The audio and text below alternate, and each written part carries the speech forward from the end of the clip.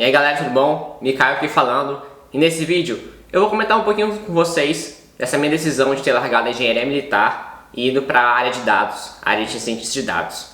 Não foi uma decisão trivial, mas foi uma decisão relativamente óbvia e muita gente que olha de fora me pergunta: por que você largou uma carreira tão estável, um salário fixo, onde a maioria das pessoas deseja muito? E nesse vídeo eu vou explicar um pouquinho como foi minha trajetória, minhas decisões, os pontos fortes, os pontos fracos que eu tomei para fazer essa decisão. Então, vamos pro vídeo. O primeiro ponto é que nunca foi salário, né? Onde é que eu estava, quando você é formado no IME, você vai trabalhar em um quartel. A vida do engenheiro militar, ele é bem boa em questão salarial, principalmente no início. Então, a progressão de carreira durante a trajetória militar talvez não seja a das melhores, mas ela é estável e começa muito bem. Então, um primeiro tenente ganha bem, ganha em torno lá dos seus R$8.000 líquido, e para uma pessoa que acabou de formar, isso está muito mais acima da média. Mas ao tempo que passa, né, o crescimento da carreira não é tão comparado ao mercado, mas é um sonho que muita gente tem, né? Então, o salário não era o ponto principal.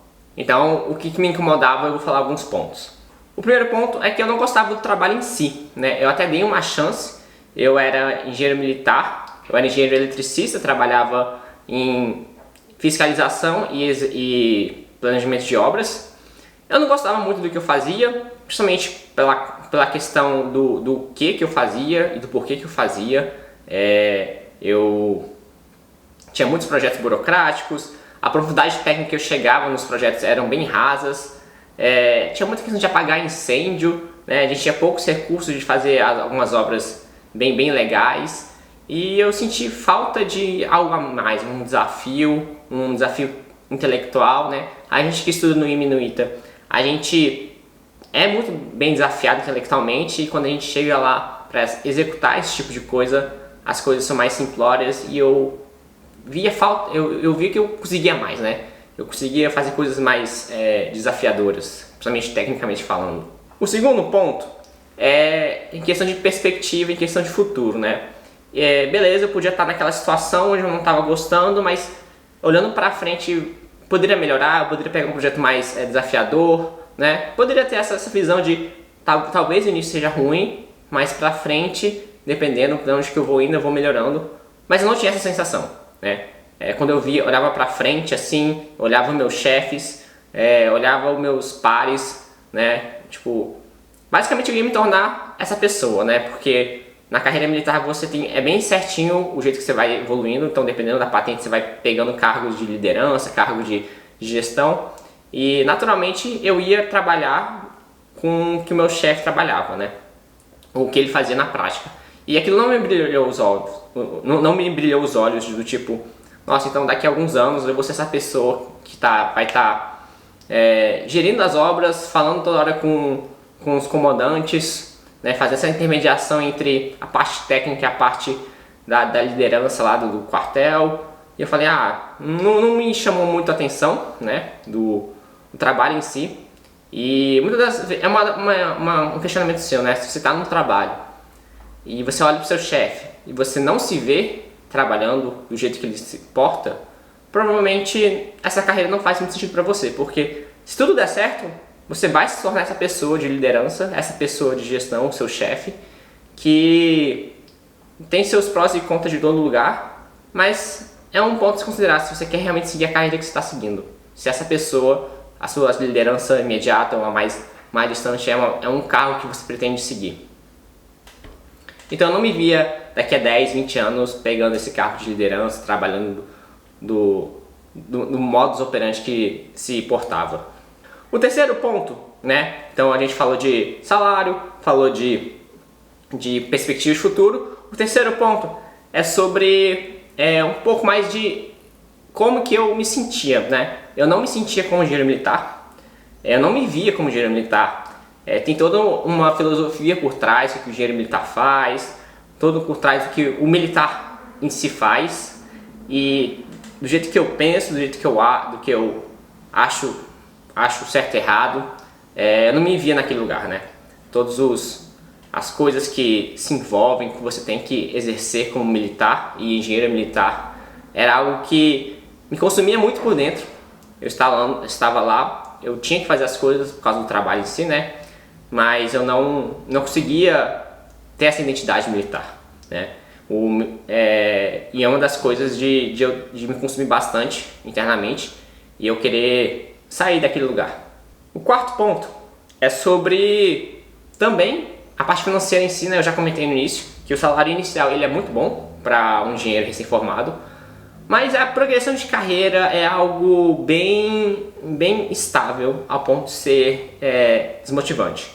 Do tipo que basicamente você só cresce financeiramente falando se você existir. Você tem que virar tenente, capitão, major, coronel, e basicamente existe uma certa diferenciação de você poder mudar de cargo mais rápido, mas basicamente é por tempo de serviço. Então você fica lá 6 anos para virar capitão, para você receber o seu aumento salarial, e é uma coisa bem devagar.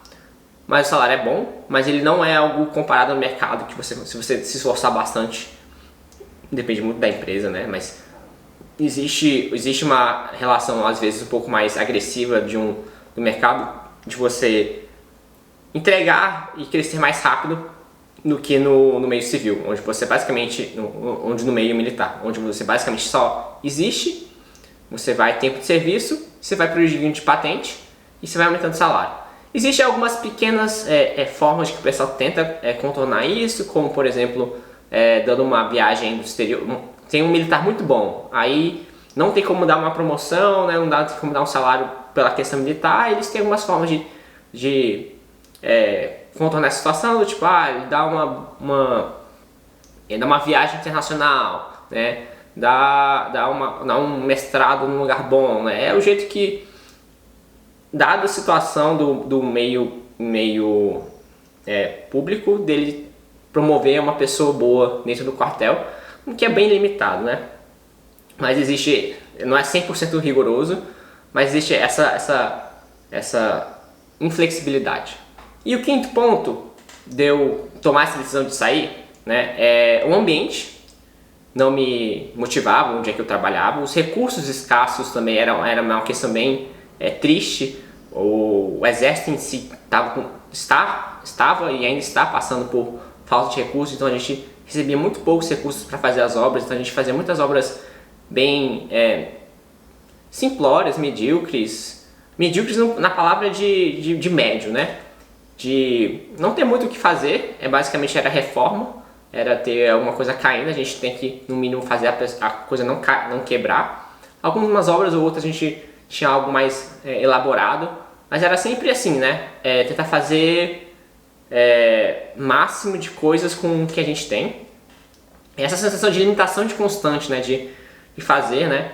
E tinha uma coisa que me pegava muito, era bater o horário no final do expediente, querer ir embora, assim, tipo, eu não via a hora de bater o expediente para ir embora. Isso era um grande sinal de que aquele lugar não era para mim, o que eu fazia não me tornava, não me motivava, né? E foi um dos pontos. Eu tirei 5 pontos do que eu analisei, dá pra você fazer um paralelo para ver seu momento de vida, se faz sentido ou não, né? Tem a questão de eu estar financeiramente estável e poder fazer essa análise e mudar. Muita gente não tem essa condição, então às vezes você tem que guardar mais dinheiro, fazer mais na extra para depois fazer uma transição de carreira que faça sentido ou não. Mas essa era a minha situação de decidir, não quero ficar aqui, para onde eu vou. E agora eu vou explicar para vocês como que eu decidi para onde eu vou, que também é uma das questões bem difíceis, né? E beleza, então estava muito claro que eu não gostava onde eu estava, eu precisava para ir para outro lugar. Mas eu não sabia para onde que o seu lugar seria, eu não sabia que era ciência de dados. E eu vou comentar como que eu cheguei nessa análise toda, né? Primeiro eu fiz algumas análises internas do tipo o que eu gosto, no que eu sou bom, no que o mercado tá exigindo, né? E o que combina comigo. E algumas descobertas que eu tive, né? Como a gente fez IME, a gente tem uma boa capacidade intelectual, matemática, então a gente é bem forte com matemática, então isso não é um problema. Eu sempre gostei de participar de problemas difíceis, problemas complexos. Eu fiz Olimpíadas de matemática, física e química, então não só a questão de pegar a matemática em si, mas aplicar para alguns problemas complexos, né? Uma outra vertente que eu tive uma experiência na faculdade, lá no IME, é a empresa júnior. Eu fui desse movimento MEG, Movimento Empresarial Júnior.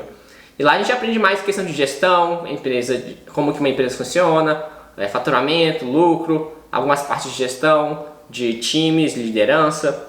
Então eu peguei um pouquinho mais essa parte mais empresarial. E eu já tinha um pouquinho uma questão de curiosidade com tecnologia. E eu sabia programar mais ou menos, minimamente assim. Não era a melhor pessoa, não ficava codando à noite ou por hobby, mas eu fiz a aula lá, eu fiz as cadeiras de programação e eu ia bem. Beleza, eu fiz uma análise das fortalezas que eu tinha, né? E eu também comecei a fazer uma análise de alguns colegas, de alguns pais, do que eles faziam, né? Assim como eu, tem outras pessoas que não se identificavam no exército e queriam ir para outros lugares, né? Tanto os meus pares quanto as pessoas mais antigas que passaram pelo IME saíram e foram para outro lugar. E fui ver, essas pessoas tiveram a mesma experiência que eu, mais ou menos, e foi para onde que eles estão, né? E aí eu fui pegando assim para ver quais são os possíveis caminhos que eu poderia seguir, né? O primeiro deles é consultoria estratégica. Muitos dos meus colegas foram para consultoria estratégica, como BEM, BCG, Accenture. São empresas que trabalham muito com essa questão de consultoria estratégica. Existem processos seletivos deles, eu até participei, tem todo um preparo assim de cases, tem de como eles pensam, como eles resolvem os problemas. Eu até fiz eu me identifiquei um pouquinho, mas depois de um tempo não foi muito com a minha cara. Mas eu até tentei um pouquinho, né? Fiz alguns processos seletivos e tudo mais. O segundo caminho que o pessoal vai é o mercado financeiro. Então o pessoal vai trabalhar em banco, o pessoal vai trabalhar com investimentos, né? Então essa área é bem movimentada, eles necessitam de pessoas bem técnicos, com capacidade racional bem forte, né? Então é uma habilidade bem exigida no mercado financeiro e paga bem, né? Então o pessoal vai para essa área. Só que eu tinha um preconceito, né? De às vezes esse mercado é só dinheiro pelo dinheiro e trabalhar demais, um overworking que às vezes te dava um burnout. Então eu tinha um pezinho atrás em relação ao mercado financeiro, trabalhar assim naquele mercado financeiro tradicional. Um outro caminho que eu poderia seguir, que então outros colegas meus seguiram, é educação. Eu sempre gostei de ensinar, ensinar vestibular, ensinar pessoas a entrarem no IME, ser professores, ou trabalhar nesse mercado todo de gestão, de pegar pessoas para passar nos vestibulares ou IME, ITA, né? Então existe todo esse mercado. Um outro caminho que eu poderia seguir é o caminho acadêmico, só que esse era bem claro para mim, né? Eu não queria seguir um caminho acadêmico, pelo menos não de início. Para mim, você seguir um caminho acadêmico só pelo seguir, né? Só para fazer um mestrado, doutorado, porque é o que o pessoal comenta e para pegar um papel, não me atraía muito bem. Eu vi muita gente fazendo mestrado, doutorado, só que nunca aplicando o que eles estudaram, aprenderam. Eu falei, então é basicamente mais uma graduação onde você vai aprender um monte de coisa e não vai usar para nada. Então eu até cogito fazer algum mestrado, doutorado, desde que eu exerça o que eu esteja estudando, né? Isso é bem delicado. Hoje no Brasil é muito fazer mestrados e doutorados por fazer. E uma outra área era empreender.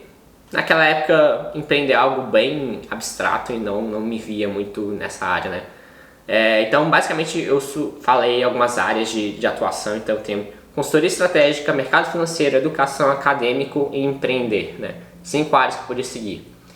E comentei alguns de prós e contras que o pessoal seguiu. Eu ainda estava na dúvida, só que aí veio um momento de clareza, né? Todas essas áreas convergiram para IA e dados. Estava bem na moda da época de cientista de dados, né? Que estava dando um boom. E nessa confusão toda, eu vi que comecei a dar uma estudadinha por cima que é a ciência de dados. E eu vi que era uma habilidade bem legal, né? Ele misturava a matemática e estatística bem forte com uma questão de business, uma questão de negócio e uma questão de programação, né? Para mim, essas 3 grandes áreas, assim, né? E eu tinha grande parte dessa habilidade. Eu sabia matemática bem, precisava revisar um pouquinho de estatística mais pesada. eu trabalhei com empresa júnior, então eu sabia mais ou menos como é que as coisas funcionavam. E codar talvez seja a minha parte mais fraca, onde eu teria que gastar mais esforço nisso. E eu percebi que essas 3 habilidades, elas poderiam ser aplicadas em praticamente todas as áreas, né? Então, dependendo de onde que eu for, toda a área vai precisar de dados, eu vou ter que ler, fazer algum tipo de análise de dados e tirar alguma informação disso. Então era uma hard skill, né? Eu chamo de hard skill, que poderia aplicar em qualquer ramo que eu poderia ir. Então, não, já que eu não sei para onde que eu vou ir, eu vou para esse caminho. Vou estudar essa habilidade que está em moda e que eu posso ser útil em praticamente qualquer direção. Então, vocês viram que bem confuso. Eu tinha essas 5 regiões para onde eu poderia ir. Então até mais uma outra região, né, que eu esqueci de comentar, que é uma sexta opção, que seria trabalhar com tecnologia. Então muita gente da área de programação mesmo vai trabalhar nessas big techs, Facebook, Google da vida, né? O pessoal que fez engenharia de computação geralmente vai para um caminho assim mais tech, trabalhar com programação back-end, front-end ou sistemas, tudo mais. E o ciência de dados ele tá cutucando essa área, mas também está cutucando a questão de business, então existe uma interseção disso, né? Então foi até onde que eu mais ou menos acabei caindo. E o que eu quero deixar de mensagem nisso, né? Eu comentei primeiro dos motivos de eu não gostar de trabalho onde que eu tô. Então eu falei, não quero estar aqui, eu quero ir para outro lugar. Para onde que eu vou? Não sei. Então eu vi todas as minhas possibilidades, pelo menos meus pares. Tentei ver algumas das habilidades que eu tinha, que eu gostava, né? Ou que eu gostaria de ter, e tentar encaixar em alguma dessas caixinhas. Algumas caixinhas que você vai colocando, que você talvez gostaria de ir, você vai se excluir logo de cara, tipo a minha de ir para alguma questão acadêmica. E aí você vai vendo e vai tirando, e vai sobrando algumas coisas. E o que sobrou para mim era ciência de dados. Eu comecei a estudar para isso, né? Aí toda a trajetória dado que eu decidi ir para ciência de dados e como conseguir meu primeiro emprego e meus empregos de ciências de dados é uma outra história que vou contar em outro vídeo. Mas eu quero deixar bem claro como que foi essa minha decisão. Ela não foi fácil, demorou cerca de 2 anos para eu ter conhecimento, fazer essa análise, começar a colocar a mão na massa, né, de estudar. Porque eu também estava na questão claramente cômoda de ter um salário bom, às vezes, mesmo que o meu trabalho não me brilhava os olhos, era um trabalho ok, um trabalho decente. Então tem muita gente que não tem esse privilégio de estar nesse lugar aqui. Mas eu quero comentar com vocês, o que vocês acham? Você que está querendo mudar de carreira, você que também é da área de engenharia, se sente frustrado no que você faz? Você mexe todo dia nessa planilha de Excel, aprende o cálculo 4, mas fica lá na sua planilha de Excel onde você mexe com soma, subtração, sabe? Faz orçamento. Eu não gostava muito só de fazer isso, né? Eu pensava que eu conseguia fazer mais. Você não gostou da hora que você está e você quer ir para um lugar mais que você consiga aplicar seu potencial todo. A área de dados é uma área bem legal. Se você gostou desse vídeo, deixa um comentário aqui, clica aqui e comente mais o que você pensa sobre mudança de carreira, qual área que você pretende ir. Se você também é da área da engenharia, você realmente pretende ir para a área de dados, a área de dados hoje em dia está bem forte. Dá um joinha, então, obrigado.